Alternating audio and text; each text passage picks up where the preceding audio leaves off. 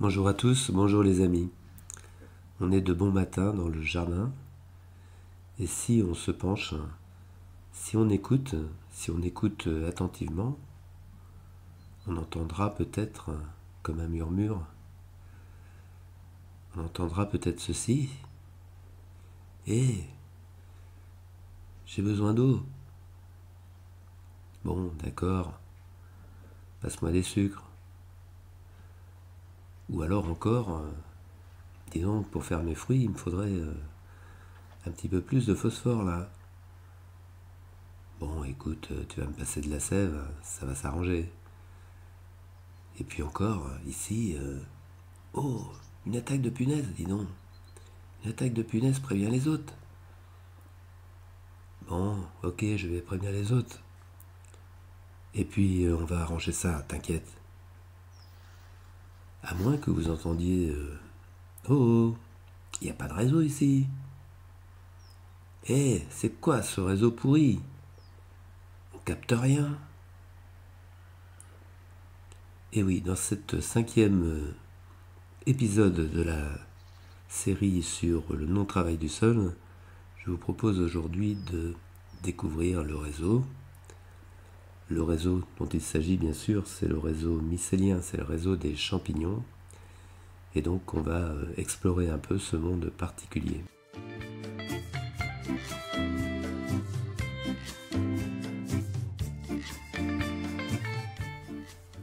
Quand on parle de champignons, on pense tout de suite à la cueillette des champignons dans les bois.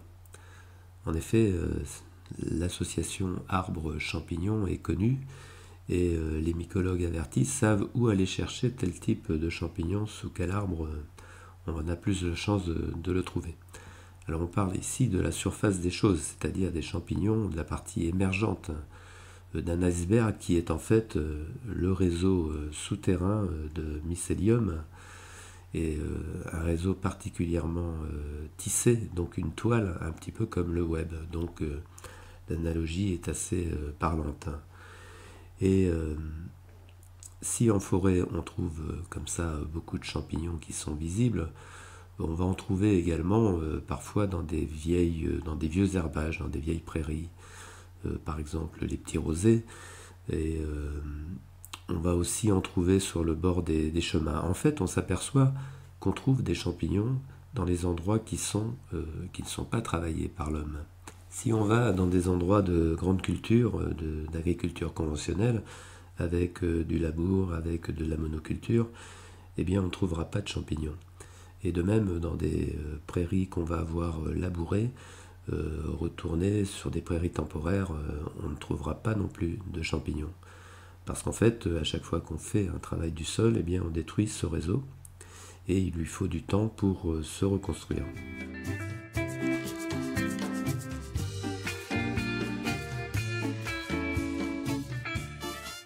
Pour en revenir à l'association entre l'arbre et le champignon, on appelle ça des mycorhizes, et plus globalement, toutes les plantes ont la faculté de mycorhizer.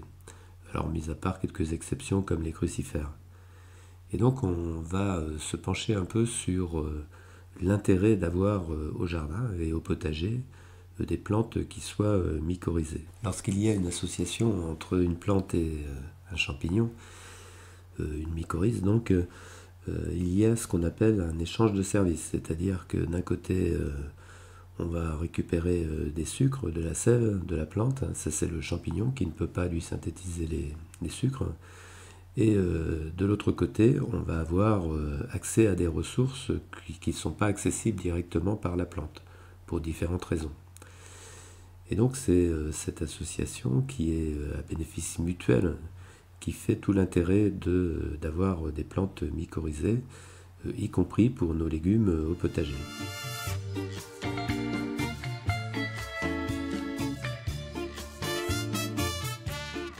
L'eau et l'accès à l'eau est aujourd'hui un problème essentiel et tout jardinier a effectivement cela en tête. Alors, dans une association plantes-champignons, La plante, elle a des capacités à aller chercher de l'eau, mais à proximité de ses racines, alors que le champignon, lui, a une surface beaucoup plus étendue, hein, c'est là où le réseau rentre en jeu. Et en plus, le champignon est capable d'aller chercher de l'eau qui est inaccessible aux plantes. Donc c'est une association particulièrement profitable pour la plante, puisqu'elle récupère l'eau, et en contrepartie, le champignon récupérera une partie des sucres de la plante. Alors il y a également un point intéressant, c'est que quand on a par exemple des arbres fruitiers à proximité, les arbres fruitiers pour la plupart sont mycorhizés selon le type endomycorhize, puisqu'en fait les arbres, on peut les séparer entre ceux qui sont endomycorhizés et ceux qui sont ectomycorhizés. Et c'est pas du tout le même fonctionnement, et en fait les arbres qui sont endomycorhizés ont la capacité de remonter de l'eau des profondeurs, et ça peut bénéficier aux plantes qui se trouvent justement à proximité. Donc pour les gens qui se penchent sur la question des jardins-forêts ou des associations entre légumes et arbres, c'est un point particulièrement important à prendre en compte. Donc en fait, les champignons et les plantes, ça permet d'améliorer donc la réserve utile d'eau disponible pour les plantes.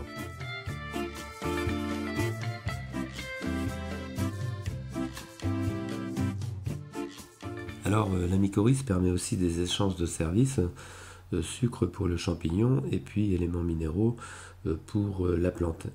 Et on va se limiter par exemple au phosphore et à la potasse, hein, qui sont des éléments indispensables du fameux NPK. Et les plantes n'ont pas forcément un accès facile à ces éléments. Dans le cas par exemple du phosphore en particulier, l'intérêt d'une plante mycorhizée, c'est que le champignon peut très bien détecter une source de phosphore à un endroit et en faire profiter tout son réseau, et donc toutes les plantes qui sont mycorhizées à ce réseau.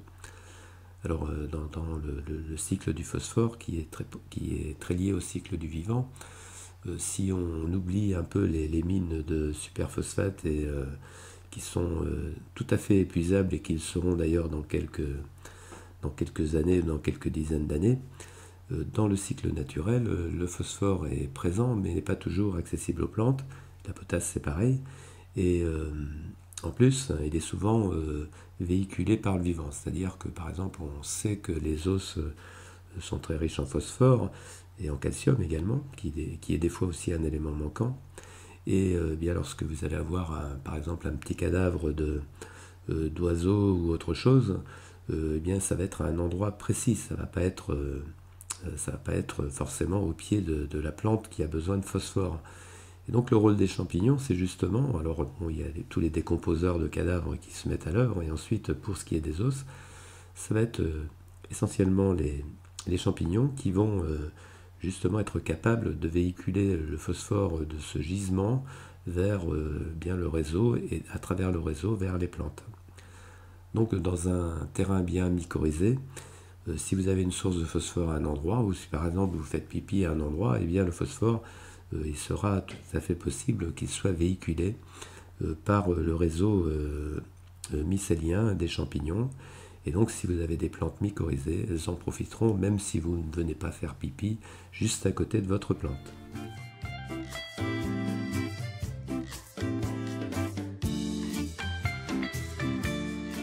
Alors on voit l'intérêt de ces échanges de services entre les plantes et donc les champignons à travers la mycorhize.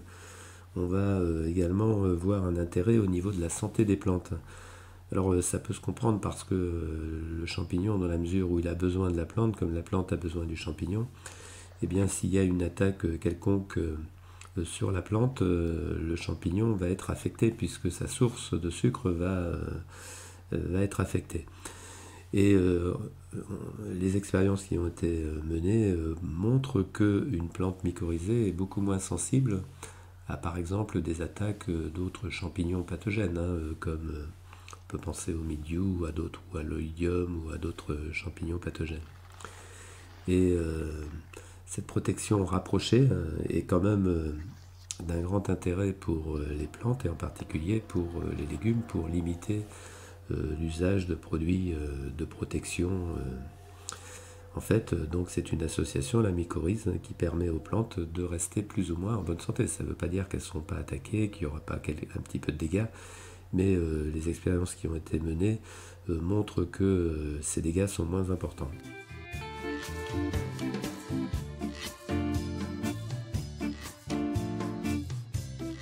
Alors les pratiques qui vont être défavorables à l'installation des mycorhizes, ça va être effectivement le travail du sol, hein, j'en ai parlé, puisqu'on va venir détruire le réseau. Donc ce sera en fonction de l'intensité du travail du sol, mais de toute façon, tout travail du sol va créer des problèmes.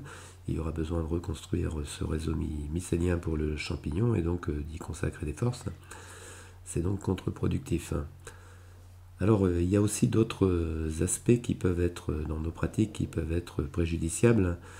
Par exemple, si on amène constamment, par exemple, en agriculture conventionnelle, on amène des éléments NPK directement à la plante, donc on court-circuite le sol et on court-circuite également en grande partie les associations de mycorhizes, parce qu'en fait une plante consacre quand même pour la mycorhize pas mal de son énergie, hein, c'est ce qu'elle donne aux champignons pour recevoir en contrepartie. Si on lui amène ce dont elle a besoin directement sans qu'elle soit besoin de donner quelque chose en contrepartie, eh bien elle va être opportuniste et donc ne pas mycorhizer. Mais par contre, eh bien, elle sera moins protégée, elle n'aura pas tous les avantages qui viennent de l'association avec le champignon. Et donc dans nos pratiques, si on vient amener trop d'éléments comme ça directement aux plantes, on les fragilise, hein, c'est un petit peu comme si on les entourait de trop de soins et elles ne sont plus capables par elles-mêmes justement de survivre. Alors c'est vrai pour l'eau, et c'est vrai pour les éléments, les engrais, etc.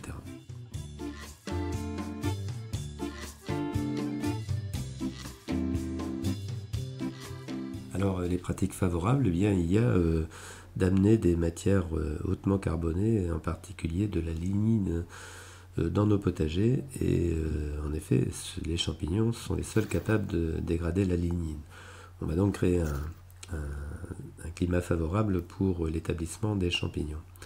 Et moi par exemple dans mon jardin, dans mon potager, j'ai fait une allée qui est un petit peu la colonne vertébrale là, du potager et qui est faite avec des plaquettes de bois, donc c'est directement du bois.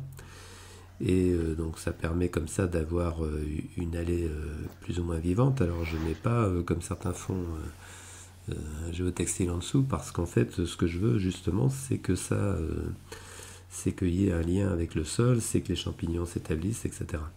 Et on s'aperçoit d'ailleurs que la fameuse fin d'azote qui est toujours mise en avant, eh bien ici ça ne se concrétise pas du tout, puisqu'en fait on s'aperçoit que les herbes repoussent à travers, et même de plus en plus.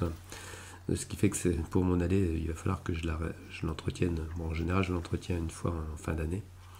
Je désherbe un petit peu à ce moment-là, et je récupère en plus une espèce de compost assez intéressant, une espèce de broyat.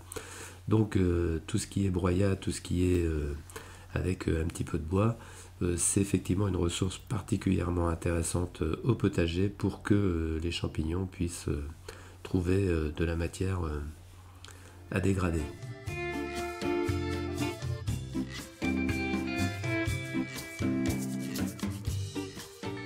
Des expériences ont montré que les plantes non seulement pouvaient communiquer des informations entre elles à travers le réseau mycorhizien, mais également échanger des éléments. Alors là, ici, en bordure de potager, j'ai implanté un Eleanus, une fabacée, capable, comme les légumineuses, de fixer l'azote de l'air à travers les nodules racinaires. Et donc, à travers le réseau mycorhizien, je peux espérer que cet arbuste sera capable de fixer l'azote de l'air et donc de l'échanger avec des plantes qui en auraient besoin, des légumes qui en auraient besoin dans le potager. Et donc quand on raisonne un peu comme ça, ça ouvre quand même pas mal de perspectives en termes d'aménagement d'un jardin.